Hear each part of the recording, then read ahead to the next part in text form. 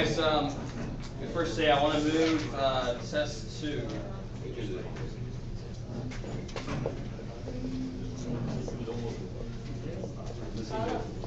Yes. November 6th. Take that as you will. Test 3, sorry.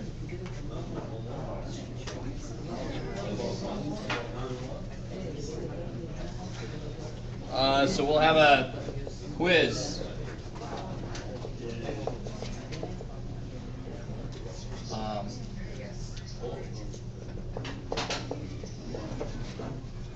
Next Tuesday, which I believe is the 30th, I think.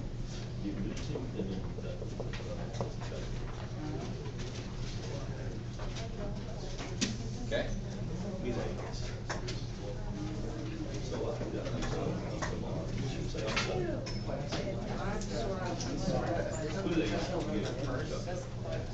So I've just moved it to the 6th.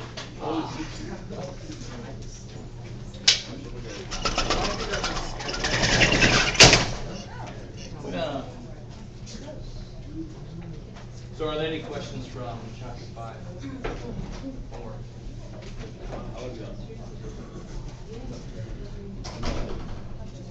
What's the chapter 5.2 about? Because I haven't went into it. Section 1? 5.2. The title is Adding and Subtracting Decimals. Is that what we're doing? That's what we already did.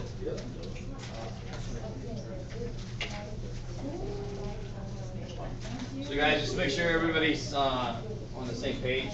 We've actually lectured up through 5.5. So that's why the quiz next time is going to be up through that part.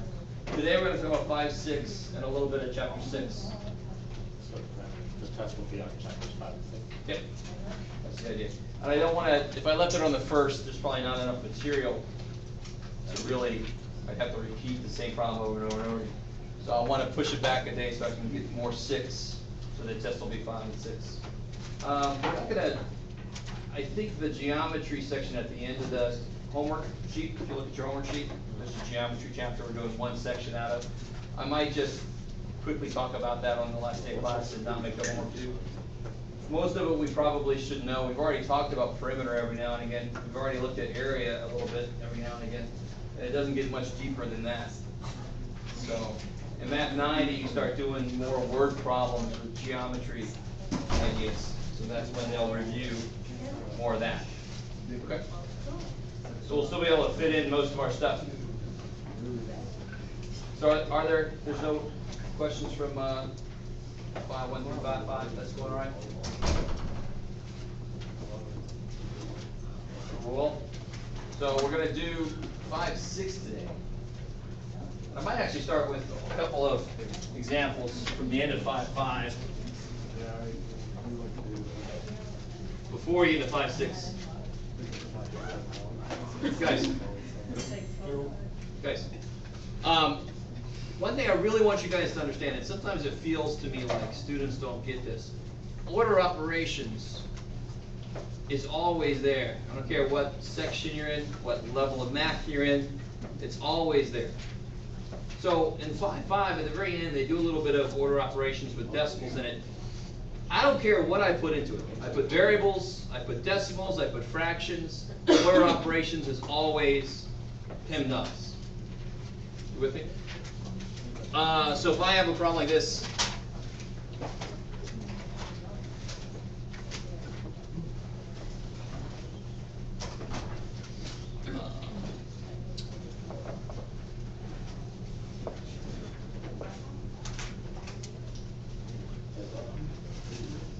I like that problem. Let me make this a little more. Because the dots look like decimals now, even more, because there's decimals in this. Gross. Oh, that's too bad. Can somebody tell me what the last thing you would do here? No. See, I knew that was going to be a hard question. When you see division and multiplication, which one do you do first? That's a trick question, good. Whichever one's first. You just do it as it comes. So the last thing I'm going to do is this multiplication by 1.6. I'm dividing by 3, I'm not dividing by this number. Good. Yeah. So what's the first thing we do? Yeah, parentheses, that doesn't change. So how do I do 2.2 minus 4.9? What I do is, and a lot of people are having some trouble with this, with decimals it gets even freakier. But when they're different signs, what do I do?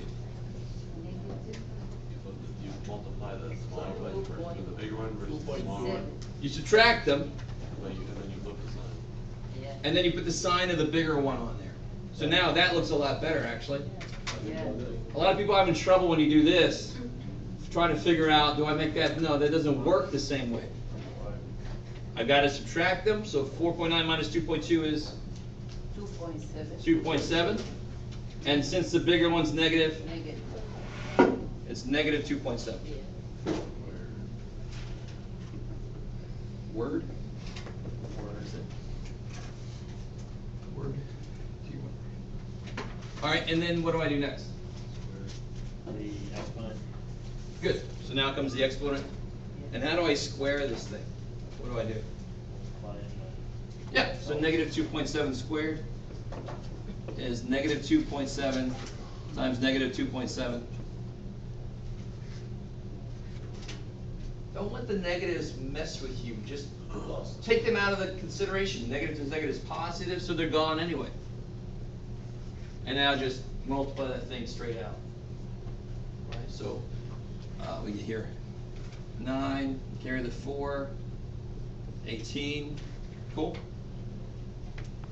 0, 4, carry the 1, 5. 9, if you will. Yep, 9, 2, 703. 7, and then of course Two decimal. you got to take it back once, twice, 11. And if you estimate, isn't that about 3 times 3?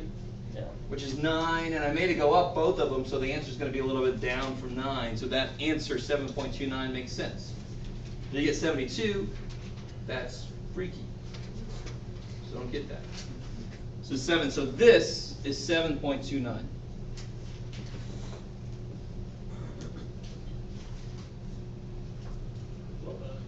And now what do I do next?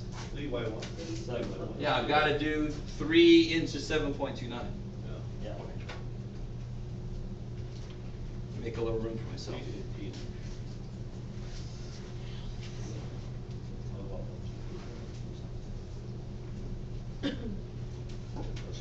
So you can tell, I mean, you're not going to see a problem quite as loaded with stuff as this one is. But I always want to give you kind of a problem a little bit harder than your homework, just to show you. If you break it down into parts, the only thing you can do is be long, not difficult, right? So 3 goes into 7? 2 times. Twice? 1 remaining. 4 times. Yeah, 4 times? Beautiful. Bring the 9 down? 3, sweet. And the decimal, so what's the actual answer? It's 2.43. 2.4311. So this is 2.43. And then of course the last thing I have to do, like we said, is that multiplication. Right? So that one problem was a problem I like a lot because it had a lot of, you had to subtract decimals, square decimals, divide decimals, multiply decimals. Holy crap. So now we do this last thing.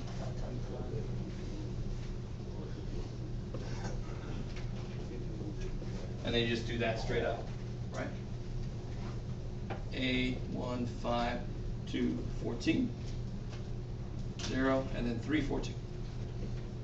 It's the beautiful thing about multiplying by 1. So what do you get? 3, 8, 8, 8, neato.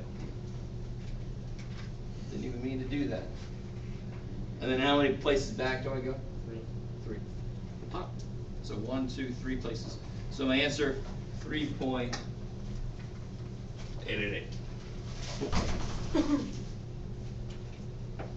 How we doing? Yeah. Can I do 3 multiply 1.6? Before this. Can I? Or not? I'm sorry, do it again? Can I do 3 multiply 1.6 the first? Or No. not? Before divide. The second? You can't. Okay? And let me show you why with a little easier problem to look at. Yeah. Is everybody cool here? Yeah. Okay. And this is a problem that kind of never goes away.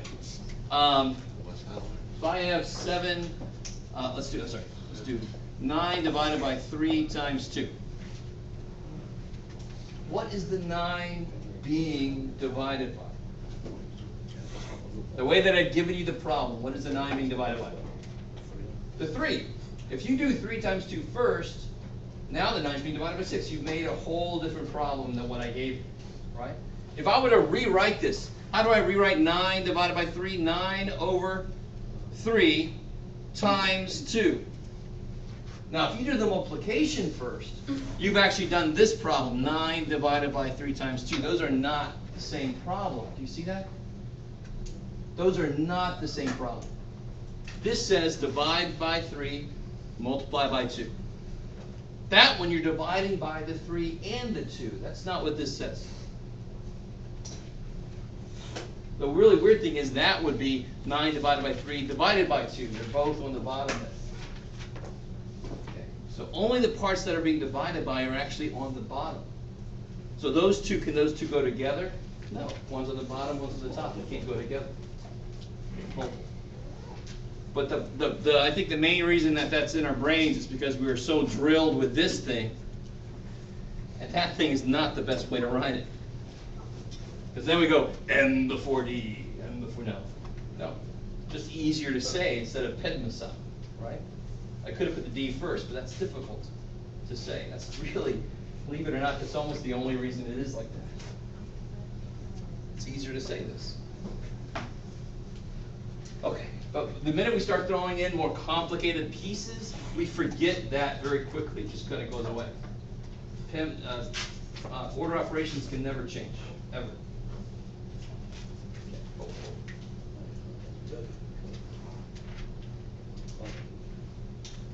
Okay, so the ones you'll actually see in the work are nowhere near as loaded as this one was. So if you kind of semi-understood or really understood this problem, you should have no trouble with the homework problem. So there's going to be a lot less stuff going on.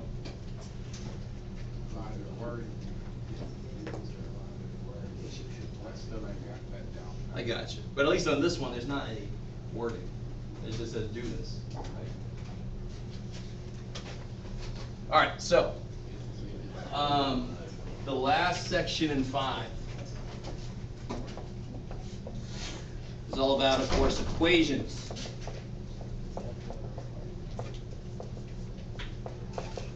With decimals. Dun, dun, dun. So I want us to recall, think back on those days long gone by, or maybe like a week ago, when we did problems like this.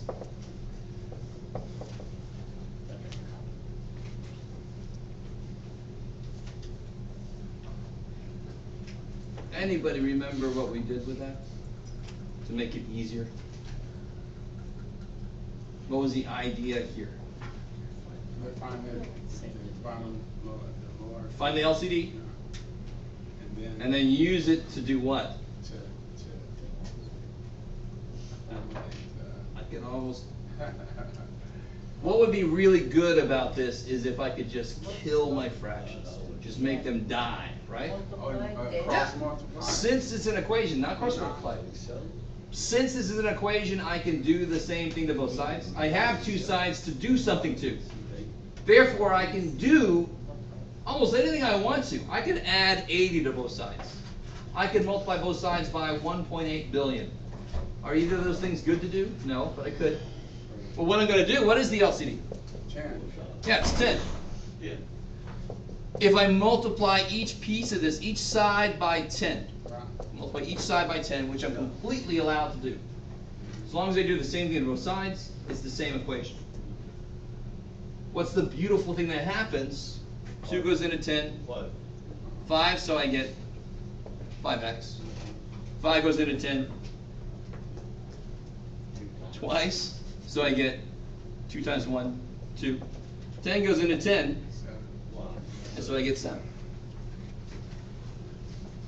And of course that is awesome. That should be easy. I think for every single one of us, that problem there is like, give me more of those, Jeff. So one step, we took an incredibly disgusting looking problem and turned it into a really nice problem. What do I do to finish this out? -2. Yeah, -2. So you get your variables alone, divide by 5, x is 1. Cool. So, what is it that I said about decimals that should make us consider that? Why in the world did I look back at that when I'm talking about freaking decimals? Because decimals are fractions, just with powers of 10 on the bottom. So I should be able to do something very similar to that. If these are fractions, I should be able to do something the same.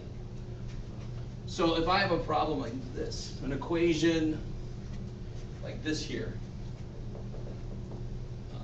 0.2x minus 1.5 equals 0.7.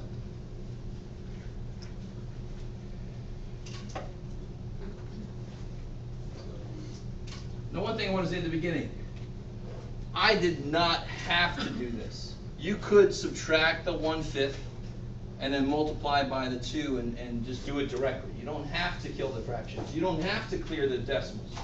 You could work with, you could add the 1.5, divide by the 0.2. But here's a decent suggestion to make this look better. What are each of these over? 10, because they're all in the 10th place, right? And in fact, we know what happens when I multiply by 10, the decimal moves over once. In each one of these, if the decimal moved over once, it would become a whole number, right? So if I just go ahead, and again, just like I did over there, multiply everything by 10. Here I can multiply everything by 10. And what happens? That goes over. Becomes 2x. That goes over. 15. That goes over. 7. Cool. Again, so if you have really no problem with decimals, there's not a damn reason you have to do that. That's not something you have to do. That's something that we can do. And that looks a lot better, right? I'm not going to make some silly decimal mistake because there's no decimals there. So now, what do? Add 15. So I get, those go away, 2x, 22, and then I divide by 2. X is 11. And don't freak out. You don't have to do anything to this answer. You don't have to move the decimal. That equation is this equation. The answer to this equation is the answer to that equation. They're the same thing. So the answer is 11, period. Don't feel like you have to do something. How we doing? That's not too bad, right? All right. Let me give you one to try. Try this one.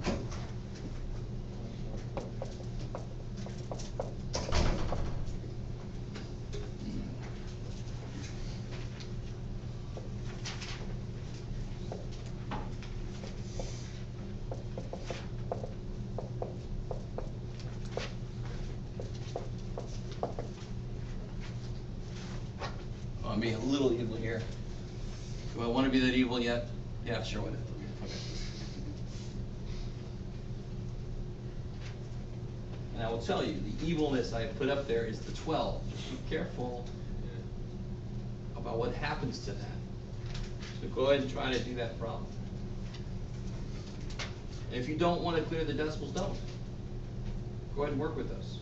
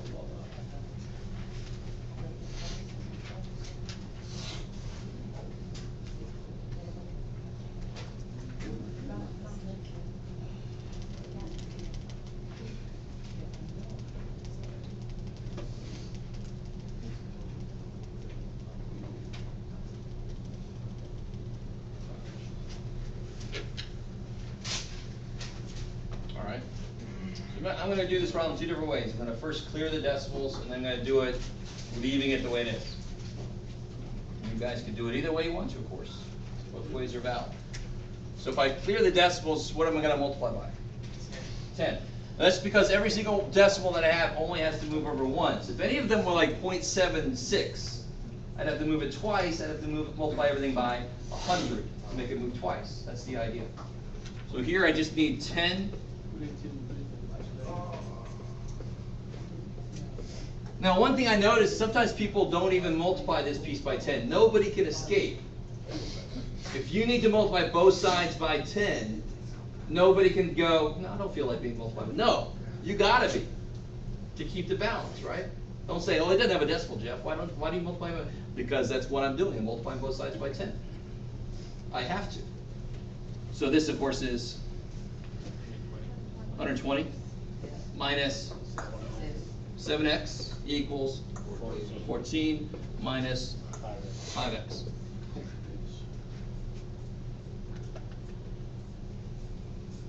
So, what's your next step that you did? Oh, okay. So you can add the 5x if you want to. So it cancels there. 120 minus 2x equals 14. Of course, you could add the 7x and keep your x's positive if you want to, but we'll all end up at the same place. So since I got all my x's together there, what do I want to do next? Yeah, get those to cancel out, so I leave my x's alone. Minus 120. Good. 120 minus 14 is 106. The bigger one's negative, so negative 106.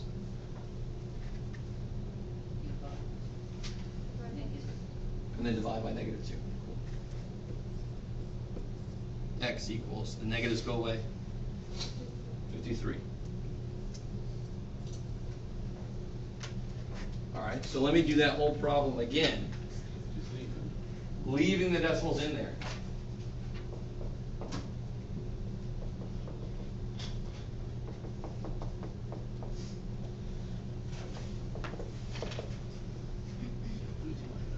So the steps are the same. So this time let me do it the other way a little bit. Let me keep the x positive. So if I add 0.7x, add 0.7x, just because there's a decimal on it, it's still an x. I want to get my x's together. So here they cancel. The 12 is here. 1.4 is there. That's small. Plus That's 0.2, I love it. Right? 7 minus 5 is 2. It's got a 0.2. And then I got to get my numbers together. So I subtract 1.4.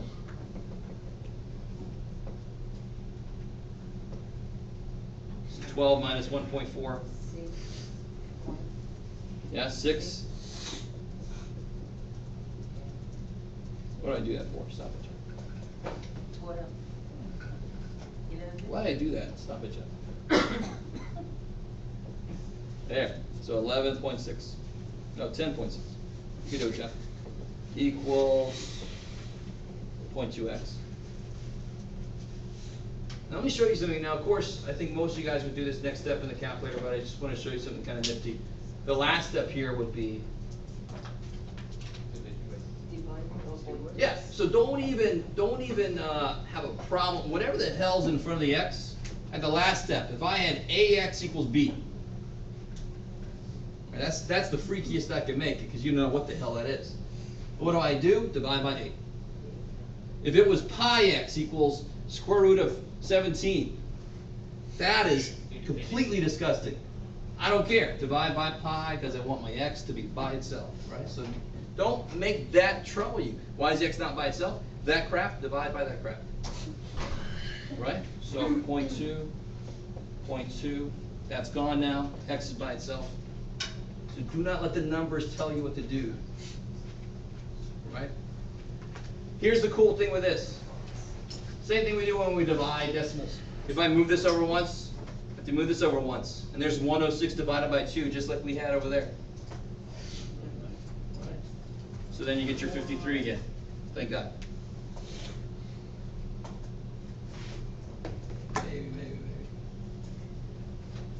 So when I have like 10 divided by 2, that's 5. But 10 divided by 0.2, the answer should be bigger because I'm dividing by less. If I divide by less, my answer gets bigger. So 10 divided by 2 is 5. 10 divided by 0.2 should be 10 times bigger because the bottom is 10 times smaller. So by moving this over once, that actually shows me, yes, that's what's going on. I took the 6 out of the way just to give you this idea. Is that cool? Maybe. Always helpful. And of course, you always have good old calculator there to tell you what the hell it is, but it's good to know that. Okay. So let me give you one last one to try out. Let's see if they get this interesting. Yes, they do. Good. What?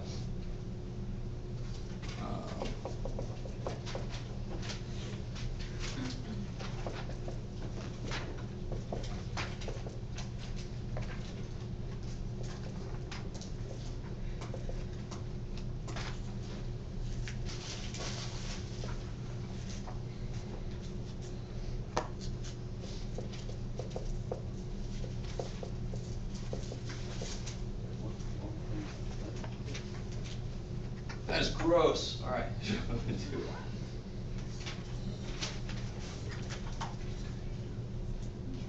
As I always do, I've given you one that's a little bit uglier than any homework problem.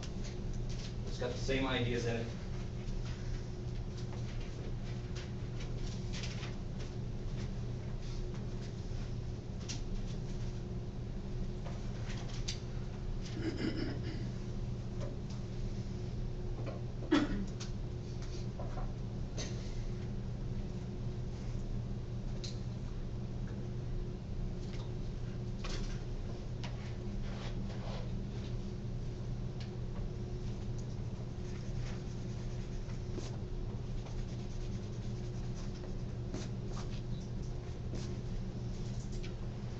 In case you just recently came in, this is section 5.6.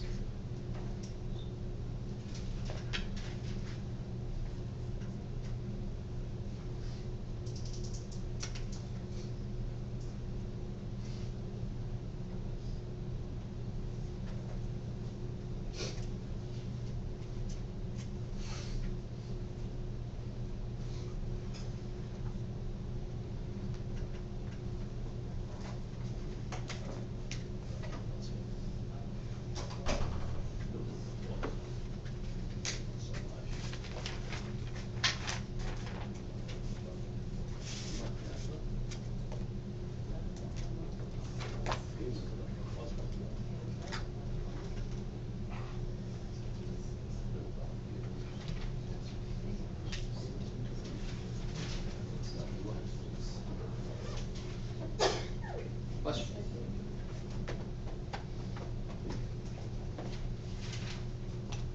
I'll give you hints if you're having some trouble. You should distribute that 3 first.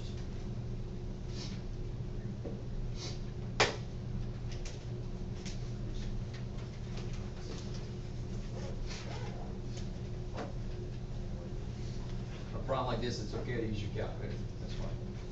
You'll be tested playing without the calculator.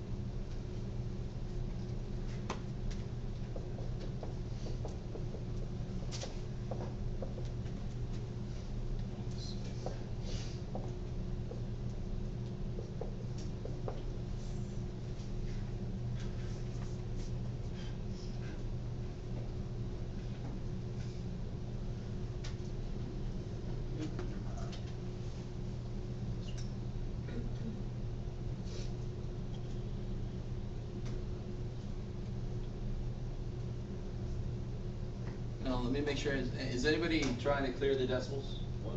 What would you multiply by to clear the decimals? 100. 100, good. 10. And some of you guys might be leaving the decimals in there, which is fine also. Then you just start getting your X's together, Yeah. or that way, and get your numbers together. Cool. So I'll do this both ways. So first I'll clear decimals. So again, you do not have to do this. Yes, ma'am. Which way is easiest for you to do? Like, what's your preferred method? Personally, Yeah. I do it directly. I don't really clear anything. But to tell you honestly, when there's fractions, I clear them. Yeah, because that's just quicker. Decimals, the reason fractions are more difficult is because you'll have to make LCDs. To make an LCD for a decimal, I just have to add another spot. So I personally don't feel the need to clear the decimals, but I know a lot of us, when I do clear it, the equation I get looks so much nicer. And then I'm a little more comfortable. And it's completely within our realm to do that. You're allowed to do it, so why the hell not, if you want to? So like we said, the most spots that something has to move is twice. So I have to multiply by 100. So multiply everybody by, we do it here, 100.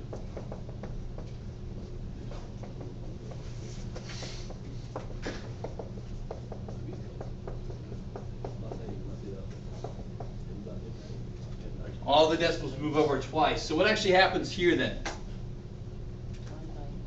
Yeah, it's got to move over once, twice. So it actually becomes negative 190. So far, so good? Plus once, twice, 256 equals once, twice, 513 minus once, twice, 120x. Oops, I left my x in. Thank you.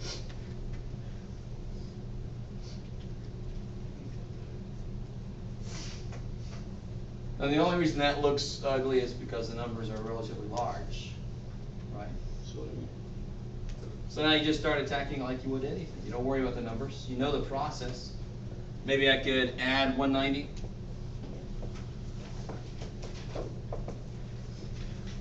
So I get 256 equals 513 plus 70x.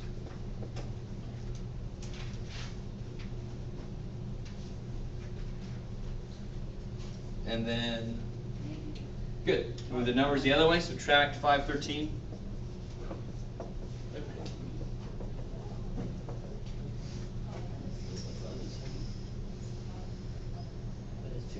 $257 negative. Cool. Oh, it is far enough. So again, don't let me make sure. Is everybody cool with me? If you want to, you can clear the decimal. So I multiply by 100. Why? Because the most it has to move is twice. So I have to multiply 100. 10 would only move it once. 100 would move it twice. So multiply by 100. Everybody moves over twice. I get these semi-large numbers, but I just want to get my x's together, my numbers together. So I added 190x, so they would cancel here, go over there. Subtract 513, so they'll cancel there, go over there. Right? Of course, you could do this in the calculator for an equation. Equation's already enough work. And then the last step, as always, just about, let me put it up here. What's the last step? Divide by what you don't want, the 70. That's not going to go in evenly.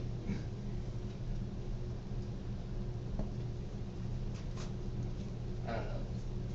3 point something. Okay. Did you have to round that? So on a test or something, I'll tell you how I need to round, so you don't go crazy trying to keep going out with the decimals. Now, if we do the same problem, but we don't clear the decimals, so then I have negative 1.9x. Come back here before we lost the decimals here.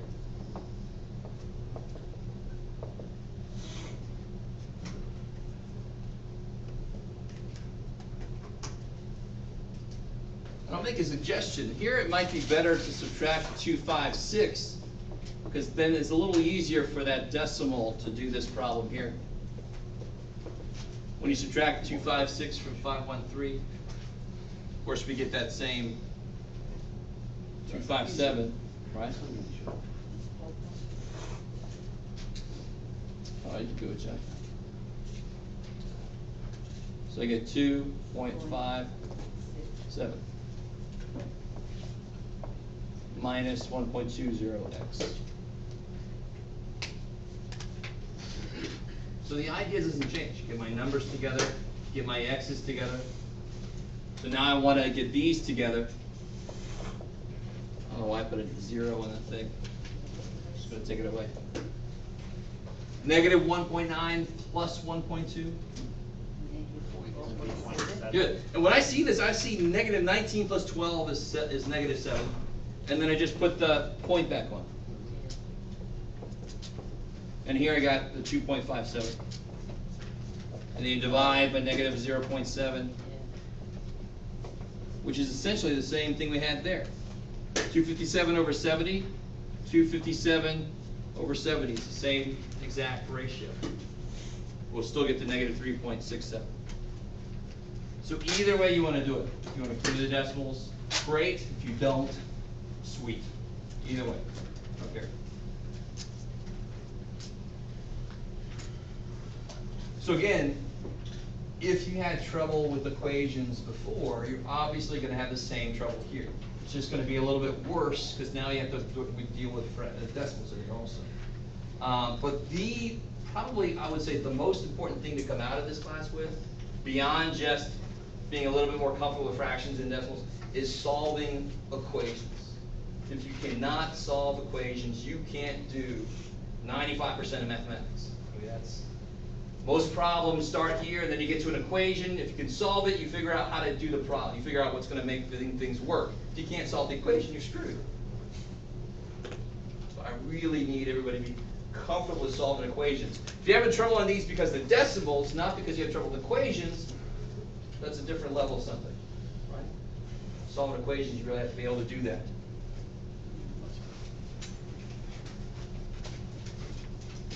Okay.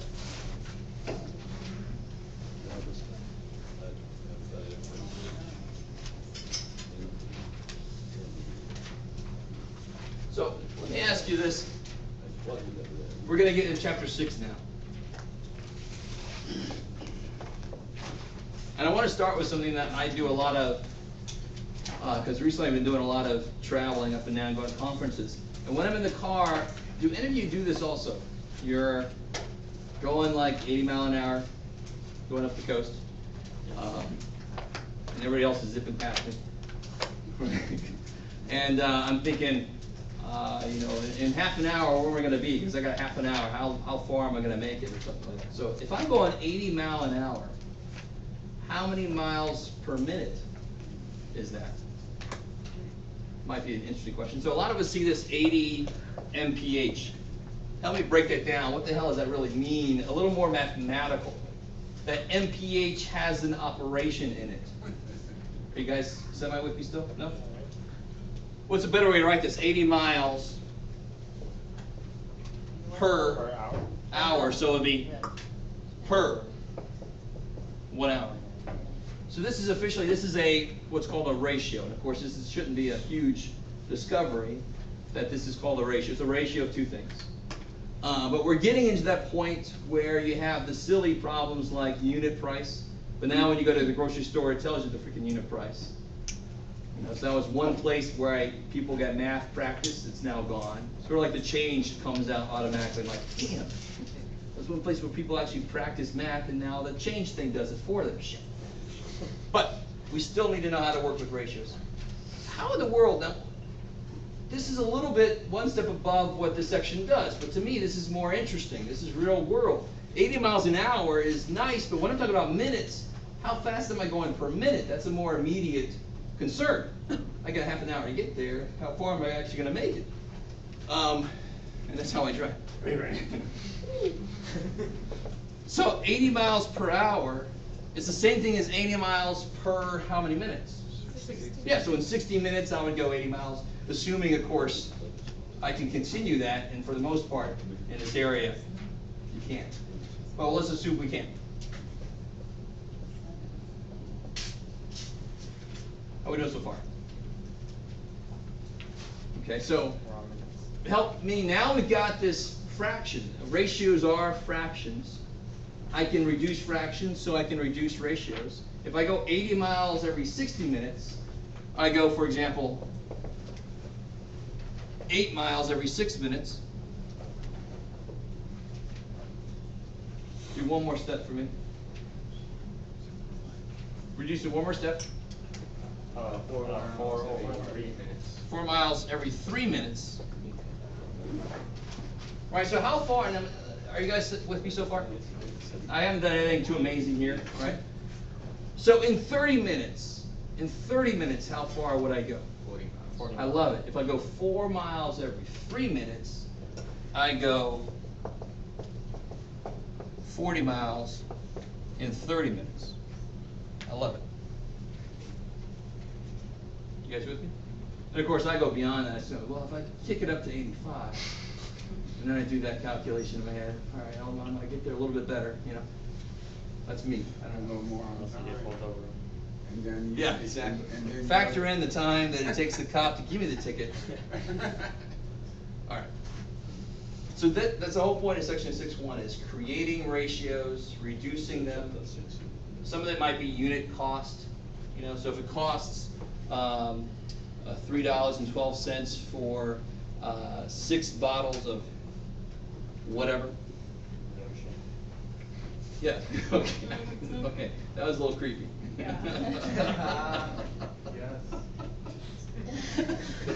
Sorry. That was really funny.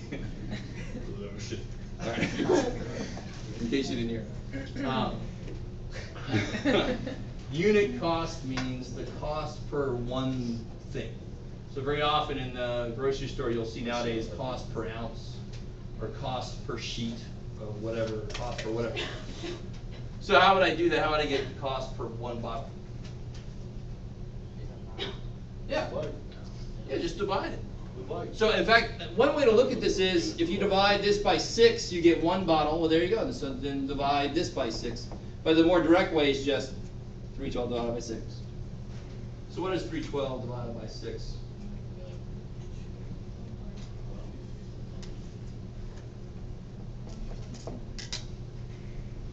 You know, 6 goes into 30 5 times, so 0.5. And that's 31, 2, 12. So we could all do that long division. So 52 cents per bottle. So if in the next aisle I see it's $5.12 for 9 bottles, which one's the better buy? Then you just do what with this? You do the same thing. Right? If you can break it down to unit cost, you can compare them. So 9 goes into 512, 0.5, 45, 62. 9 goes into 62.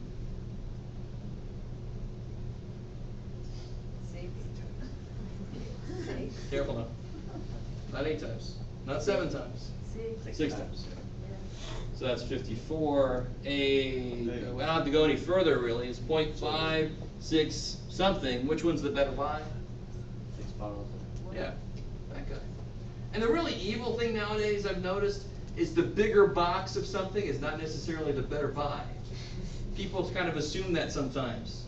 Like my cereal, I noticed there's a family size and there's a normal size. But for the longest time, the smaller one was the better buy. I'm like, holy shit. Does anybody pay attention to this? Because you just kind of automatically, oh, the bigger size. No, they're screwing you over. And on a side note, you know that they kind of do like a little indent on the bottom of things now. So it's the same price, but if you turn it over, they've scooped a bunch out of the bottom. It's like, screw you guys. Anyway, sorry. Costco and small farmers is making big money there. Oh, yeah. This is true. Oh, so, I mean, it doesn't really get terribly much more difficult than that. The one thing they'll do to you that is a little evil. Let me see if I can help you out here. What if I had, I want to make a ratio at 3 1/3 cups of sugar for every 7 2/9 cups of flour. No recipes are like this. Too bad. Tell you honestly, I was talking to Joe, right? He's the guy, culinary arts guy. I was like, man, we should do like a link sometime in the future of 2 courses. I just want to eat their stuff. Honestly, give me the A+ food, and I'll help you out with that. Don't give me the D- food. The choice, the prime. Yeah, exactly. Select. Now this, I want you to do the same thing that we did here. Of course, that looks worse, right? So I would rewrite this problem in a better form. What does it really say I'm supposed to do here? Divide. So it would be 3 1/3 divided by 7 2/9, right? You doing so far so good? All right. Now, 2 things you need to do to make this doable. LCD. No? Why don't I need an LCD? Improper fraction? And I do need that, but why do I not need an LCD? Because you're dividing. It's not addition subtraction, right? I only need like terms when I'm adding or subtracting. So I do need to make it improper fraction, and then I can figure out how to divide by flipping it over. I can't flip this over until it's got a top and a bottom, and that's it. Right now that 7's freaking me out. How do I flip the whole thing over? So multiply, so here I get 10/3 divided by, 65.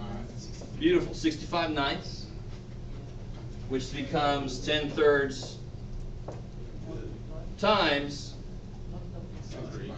65. no, careful, divide by fraction, multiply by reciprocal. I love it.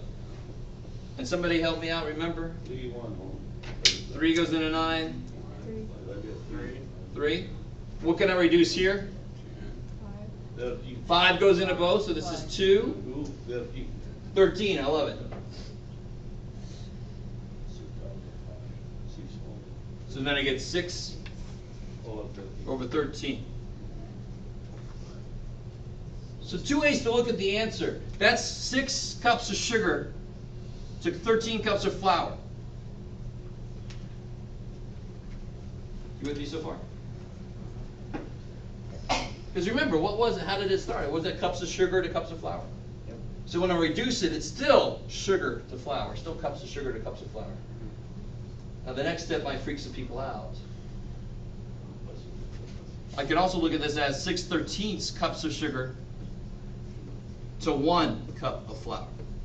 And that's the step I think that I might lose some people on. I don't know.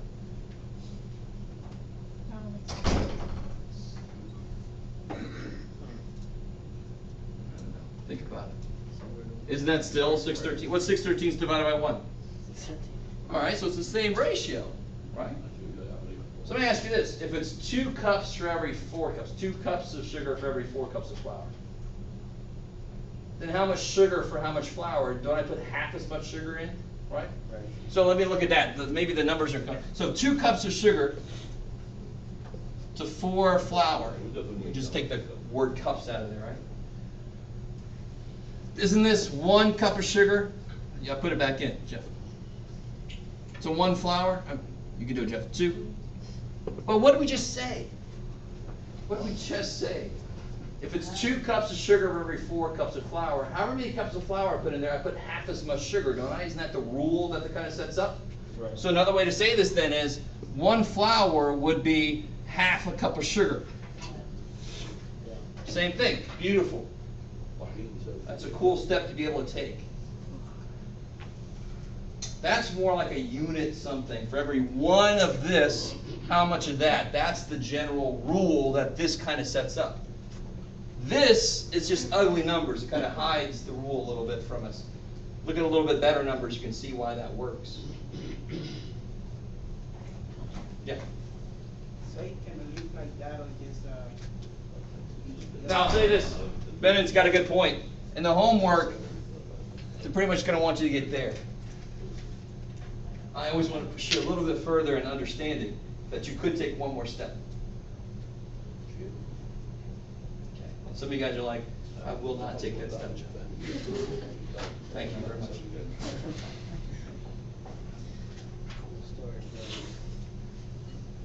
Okay.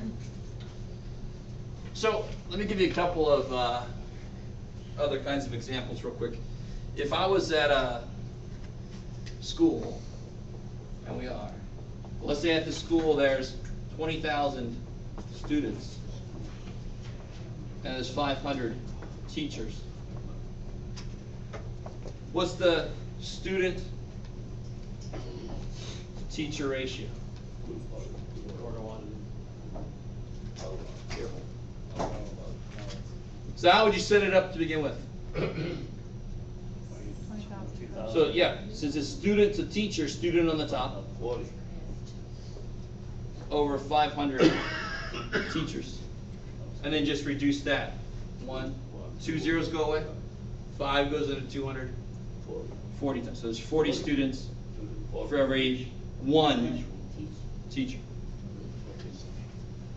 Right, you hear that a lot. You hear that at little in classrooms at elementary schools and so forth. That the student-to-teacher ratio is getting way too high. If we could just push it back down, then students could actually have a better experience, which is all true.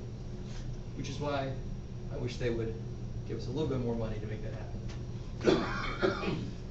Maybe they will if people decide to have themselves taxed more, which is always a difficult thing to have happen. But oh, and the other one was, oh, that's right. If you were putting in a fence, and you put, you're putting in a fence, and when you put in a fence, you have to put these posts in, and you use this cool tool to make the little hole in the ground. Put that post in, go a little further. So if you've never done it, that's how you do it. So if you have 10, let's make this more interesting, 12 posts that you've laid out over, no, Jeff. No, what's going to make sense? Over 70 feet. You put 12 posts down over 70 feet. How many posts per foot?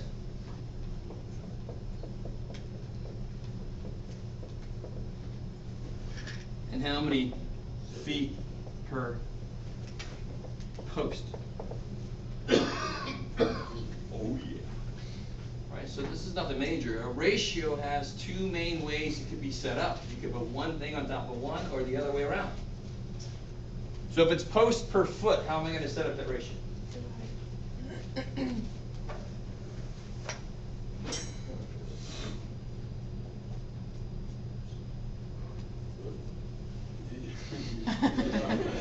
Yeah, so I'm going to do 12 posts for 70 feet.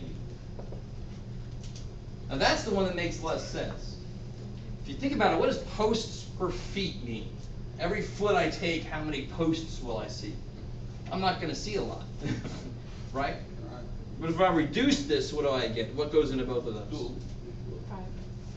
5 can't go in there. I'm thinking to reduce. That's all right. So divided by 2, I get 6 posts for every 35 feet. Right? And that's really the most I'd go for making it make physical sense. What makes more sense is how many feet do I have to go in before I see another post?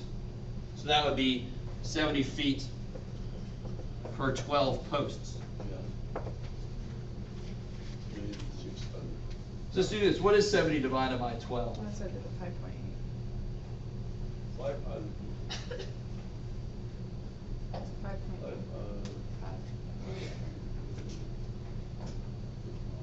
So it comes out to be, I think, 5.83333. Somebody have a calculator? 5.8333.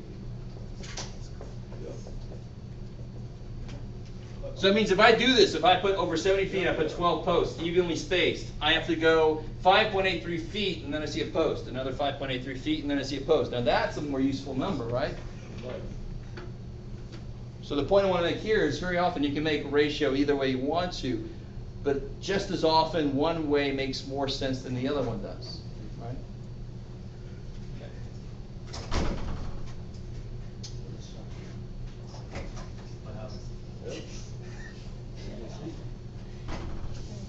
Okay, so your homework, you're not going to see anything different, and you will see some unit cost stuff like we did earlier with the bottles. And you're going to see exactly what we just did. 275 miles in 11 hours, and they want you to reduce it to see how many miles per hour that is. Yeah. On number 8, if you divide the number straight, if you divide it straight, do you get a 2 or what? He says, oh, divide. Do it one more time. I see number 8. If you divide that number straight, he says, oh, divide by, multiply by, no, divide by 2. If you divide it straight, he says, oh, divide by 2. Yeah. What do you get if you divide it straight? Do you have that number for me? What do you get? 6 divided by 35. What do you get? You get like 0.16 something, 0.17. Somebody help me out. 6 divided by 35. 0.17. 5 0.17, roughly. Posts per foot. So of course that doesn't make much physical sense. If I just go 1 foot, I see 0.17 post. I don't even see a whole post, do I? Because they're separated by more than a foot. Now that is weird. That doesn't make the most physical sense to us. This makes a lot more physical sense to us. If I go that far, I see a post. Go that far again, I see a post. So my point here was you can make ratios in either way, but very often one of them makes more sense, right? Okay. So the last thing I want to talk about, and we're going to get out a bit early, is this idea. And this is finally the one place you can cross multiply. Finally.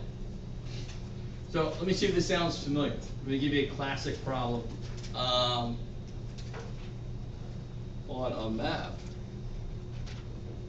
every inch represents